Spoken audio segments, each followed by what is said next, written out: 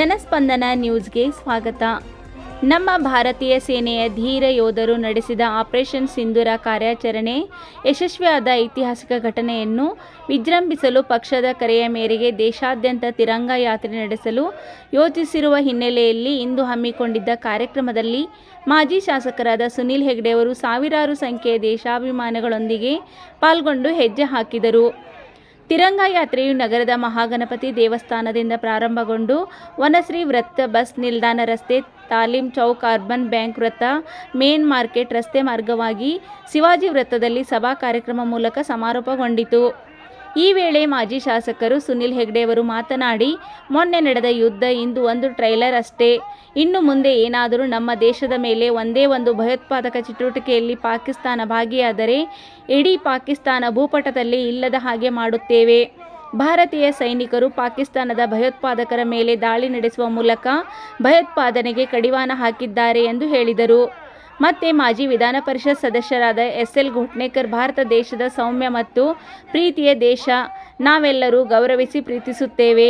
ಆದರೆ ನಮ್ಮ ದೇಶಕ್ಕೆ ಧಕ್ಕೆ ಆದರೆ ಸಹಿಸುವುದಿಲ್ಲ ಎಂಬ ಸಂದೇಶವನ್ನು ಸಾರಿದ್ದೇವೆ. ಇಂತಹ ದೇಶಭಕ್ತಿಯ ಕಾರ್ಯಕ್ರಮ ಪ್ರತಿಯೊಬ್ಬರಲ್ಲಿ ಬರಬೇಕಿದೆ ಎಂದು ತಿಳಿಸಿದರು. ಈ ಸಂದರ್ಭದಲ್ಲಿ ಮಂಡಲ್ ಅಧ್ಯಕ್ಷರುಗಳಾದ ವಿಠ್ಠಲ್ ಸಿದ್ದಣ್ಣವರ್, ಶಿವಾಜಿ ಗೋಸಾಯಿ, ಜಿಲ್ಲಾ ಪ್ರಧಾನ ಕಾರ್ಯದರ್ಶಿಗಳಾದ ಶಿವಾಜಿ ನರ್ಸಾನಿ, ಪ್ರಧಾನ ಕಾರ್ಯದರ್ಶಿಗಳಾದ ಸಂತೋಷ್ ಘಟ್ಕಾಂಬಳೆ, ವಿ.ಎಂ. ಪಾಟೀಲ್, ಜಿಲ್ಲಾ ಪದಾಧಿಕಾರಿಗಳು, ವಿವಿಧ ಎಲ್ಲ ಮೋರ್ಚಾ ಅಧ್ಯಕ್ಷರುಗಳು, ಮಾಜಿ ಸೈನಿಕರು, ಕನ್ನಡ ಪರ ಸಂಘಟನೆಗಳು ಸೇರಿದಂತೆ ಇನ್ನಿತರ ಸಂಘಟನೆಗಳ ಪದಾಧಿಕಾರಿಗಳು, ಮುಖಂಡರು ಮೊದಲಾದವರು ಇದ್ದರು. ಹಾಗೆ ಕಾಶ್ಮೀರ ನಮ್ಮ ಸಿಂಧೂರ ಅನ್ನೋದೊಂದು ಘೋಷಣೆ ಚೆನ್ನಾಗಿತ್ತು. ಆ ಘೋಷಣೆ ಮುಖಾಂತರ ಇವತ್ತು ನಮ್ಮ ಸೈನಿಕರೊಂದಿಗೆ ಮಾಡಿದಂಥ ತ್ಯಾಗ ಮತ್ತು ಅವರು ಮಾಡಿದಂಥ ಶ್ರಮ, ಆ ಶ್ರಮದ ಫಲವಾಗಿ ನಮಗೆ ಇವತ್ತು ಆಪರೇಷನ್ ಸಿಂಧೂರವನ್ನು ವಿಜಯವಾಗಿ ತೋರಿಸಿದ್ದಾರೆ. ಅದಕ್ಕೆ ಸಿಂಧೂರ ಅಂದರೆ ಹೆಣ್ಣು ಮಕ್ಕಳ ಒಂದು ಸಿಂಗಾರ.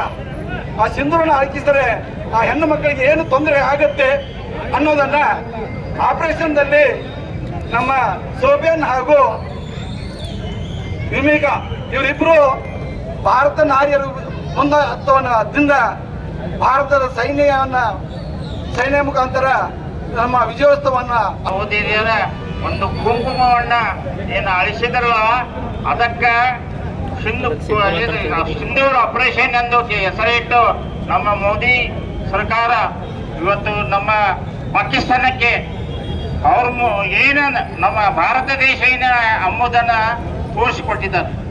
ಇವತ್ತು ಬರೀ ಇವ್ರು ಹೇಳಿದ್ರು ಎರಡು ಶಕ್ತಿಗಳ ಸಹಾಯ. ಹೀಗಾಗಿ ಪ್ರತಿಯೊಂದು ಭಾರತೀಯ ಜಾತಿಗಳನ್ನ ಬಿಡ್ರಿ, ನಾವೆಲ್ಲ ಸನಾತನ ಧರ್ಮದ ಸೈನಿಕರು, ಹಿಂದೂ ಧರ್ಮದ ಸೈನಿಕರು, ಈ ದೇಶ ನಮ್ದು ಅನ್ನುವಂತ ಭಾವನೆಯಿಂದ ಎಲ್ಲರೂ ಒಗ್ಗಟ್ಟಾಗಿ ಮುಂದಿನ ದಿನಗಳಲ್ಲಿ ಭಾರತವನ್ನ ಒಳಗಿನ ದುಷ್ಟಗಳಿಂದ, ಒಳಗಿನ ಭಯೋತ್ಪಾದಕ ರಕ್ಷಣೆ ಮಾಡುವ ಮೂಲಕ ಇಲ್ಲಿ ಒಳಗೆ ಇರುವಂತ ಭಾರತೀಯ ಸೈನಿಕರ ಫ್ಯಾಮಿಲಿಗಳಿದ್ದಾವೆ. 13 ಲಕ್ಷಕ್ಕೂ ಹೆಚ್ಚಿನ ಸೈನಿಕರಿದ್ದಾರೆ ನಮ್ಮ ದೇಶದಲ್ಲಿ. 13 ಲಕ್ಷ ಸೈನಿಕರ ಫ್ಯಾಮಿಲಿಗಳು ನಮ್ಮ ದೇಶದಲ್ಲಿದ್ದಾವೆ. 15 ಜನ ಸೈನಿಕರು ರಿಟೈರ್ ಆಗಿ ಇಲ್ಲಿ ಬಂದ್ದಾರೆ. ಅವರು ಈ ದೇಶದಲ್ಲಿ ಫ್ಯಾಮಿಲಿಯಲ್ಲಿ ವಾಸ ಮಾಡ್ತಾ ಇದ್ದಾರೆ.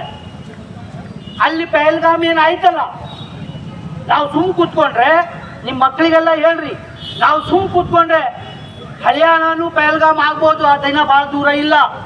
ದಾಂಡೇಲಿ ಪಹಲ್ಗಾಮ್ ಆಗ್ಲಿಕ್ಕೆ ದೂರ ಇಲ್ಲ. ಭಟ್ಕಳ ಪಹಲ್ಗಾಮ್ ಆಗ್ಲಿಕ್ಕೆ ದೂರ ಇಲ್ಲ. ಉತ್ತರ ಕನ್ನಡ ಜಿಲ್ಲೆ ಪಹಲ್ಗಾಮ್ ಆಗುವಂತ ಸನ್ನಿವೇಶ ದೂರ ಇಲ್ಲ.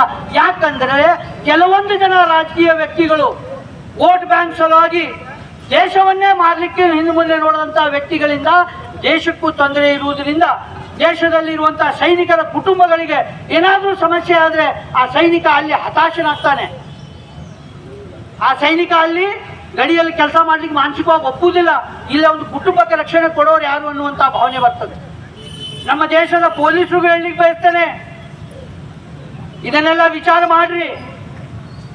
ನಾಳೆ ಏನಾದರೂ ಆ ಭಯೋತ್ಪಾದಕತೆ ಇಲ್ಲಿ ನಡೆದ್ರೆ ನಿಮ್ಮ ಫ್ಯಾಮಿಲಿಗೂ ಇದರಿಂದ ಆಗುವುದಿಲ್ಲ.